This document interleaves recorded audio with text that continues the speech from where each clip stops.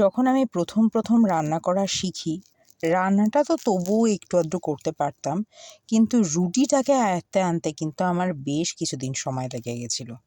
আর কতদিন ধরে যে রুটি করতে করতে পারফেক্ট হয়েছে তা এখন মনেও নেই। আজকে যে রান্নাটা করে দেখাবো সেটাও রুটি, তবে বলতে পারেন ইউনিভার্সের সবচেয়ে সোজা রুটি। মানে এর থেকে সোজা রুটি বোধহয় আর দুনিয়ায় কিছু হয়ই না। এনিওয়ে, নমস্কার বন্ধুরা, পিঙ্কির আহারের দরবারের আর একটি নতুন পর্বে আপনাদের সকলকে স্বাগত জানাই। আজকে যে রুটিটি করে দেখাবো এর একটা পোশাকি নাম আছে, ছিটা রুটি। তবে আমি এটাকে ছিটা রুটি বলবো না, এটাকে ট্রিকি রুটি বলবো। কেন ট্রিকি সেটা না হয় পরে দেখাচ্ছি। এই যে দেখছেন একটা ছোট্ট হাত, সে আগ্রাসী মনোভাব নিয়ে বসে রয়েছে যে কতক্ষণে সে একটু ছিটা রুটি খাবে, বা বলতে পারেন এই ট্রিকি রুটি খাবে। রুটিটা বিশ্বাস করুন তার পরের দিন পর্যন্ত এতটা নরম ছিল, সে না করলে আপনারা বিশ্বাস করতে পারবেন না। আমি আপনাদের কাছে একটা অনুরোধ করি, আমার ভিডিও তো অবশ্যই আপনারা সাবস্ক্রাইব করবেন, ভিডিও দেখে অবশ্যই আমার চ্যানেলটা সাবস্ক্রাইব করার অনুরোধ করব। কিন্তু যদি না করেন প্লিজ এই রুটিটা কিন্তু একবার বানিয়ে দেখবেন। চলুন দেরি না করে বরং কিভাবে রুটিটা বানাচ্ছি, মানে এই সবচেয়ে সোজা, মানে ওয়ার্ল্ডের সবচেয়ে সোজা রুটিটা কিভাবে বানাচ্ছি সেটাই শেয়ার করি। চালের গুঁড়ো নিয়ে নিলাম এখানে, এই কাপটা অনুযায়ী 1.5 কাপ, যদি মেজারিং কাপ ধরেন তাহলে 1 কাপ। তো যতটা চালের গুঁড়ো তার অর্ধেকটা দিয়ে দেবো ময়দা, যতটা চালের গুঁড়ো তার অর্ধেকটা ময়দা। আর দিয়ে দেবো একটুখানি নুন, বা বলতে পারেন স্বাদ মতো নুন। ভালো করে মিশিয়ে নিলাম। এরপরে ঈষৎ উষ্ণ গরম জল, এটা কিন্তু অবশ্যই দেবেন, যেহেতু চালের গুঁড়ো সে কারণে ঈষৎ উষ্ণ গরম জল দিতে হবে। আর আচ্ছা, এবার বলে রাখি চালের গুঁড়োটা কিসের, এটা আতপ চালের গুঁড়ো, তবে কেনা চালের গুঁড়ো। এবারে যতক্ষণ না পর্যন্ত এরকম কনসিস্টেন্সি আসছে, দাঁড়ান একটুখানি দেখাই। তবে ওই মেয়েটা করছিল, বললো না আমাকে ভিডিওতে দেখাতেই হবে, সে কারণে একটু দেখাচ্ছি। ও একটু মিশিয়ে নিচ্ছে, ও ভাবছে ওই কেকের ব্যাটার আর কি। যাই হোক, কনসিস্টেন্সিটা দেখাই কীরকম পাতলা হবে।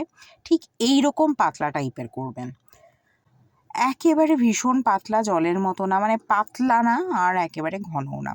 চলুন এবার অস্ত্র রেডি করি, মানে যেটা দিয়ে করব।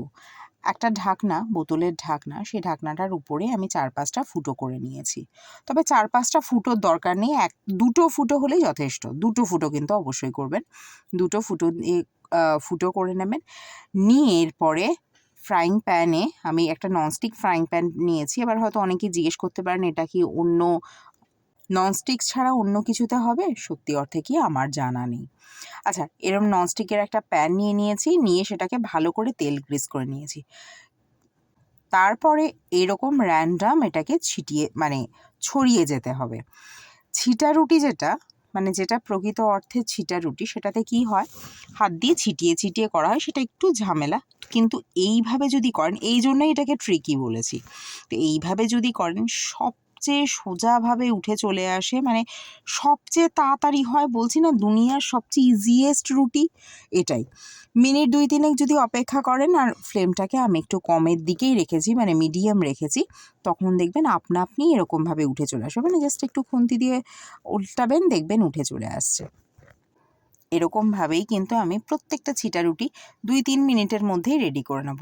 আমি শুধু এটা উঠিয়ে দেখাচ্ছি যে কতটা ইজি ওয়েতে চলে আসে বা উঠে যায়। মাংস দিয়ে, চিকেন বলুন মাটন বলুন, একটু ঝোল দিয়ে কি অসম্ভব ভালো লাগে, না খেলে বিশ্বাস করতে পারবেন না।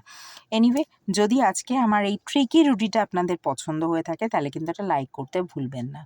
আর প্লিজ আমার চ্যানেলটিকে সাবস্ক্রাইব করুন এবং পাশে থাকা বেল আইকনে ক্লিক করুন, যাতে নোটিফিকেশনটা সবার আগে আপনার কাছে পৌঁছায়। আর যদি ফেসবুক থেকে দেখেন তাহলে একটা ফলো করে দেবেন। বিশ্বাস করুন এই রুটিটা কিন্তু সেকেন্ড দিন পর্যন্তই এরকম নরম ছিল। বিশ্বাস করে কিন্তু একবার করতে পারেন। তাহলে আজকের মতো আসি। আপনারা সবাই ভালো থাকবেন, সুস্থ থাকবেন। অন্য কোনো দিন অন্য কোনো রান্নাকে সঙ্গে নিয়ে আবার হাজির হব। ভিডিওটি দেখার জন্য ধন্যবাদ।